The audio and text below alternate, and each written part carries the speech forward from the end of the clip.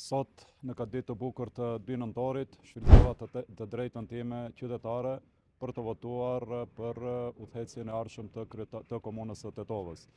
Njerit bëj ftesë deri te gjithë bashkëqytetarët e mi që po ashtu ta shfrytëzojnë këtë drejtë demokratike për të zgjedhur kryetarin i cili do të punojë për të ardhmen e tyre, për të realizuar projekte në të mirë të përmirësimit të jetës së tyre të përditshme. Po ashtu, gjithë qytetarët e Maqeverisë së Veriut, në të cilët votohet, kërkoj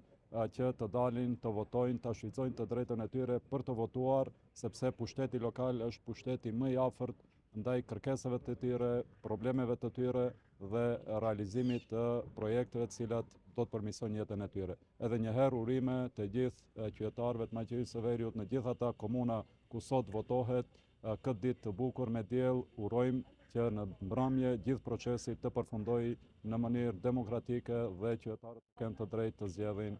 kryetarët e komunave të tyre.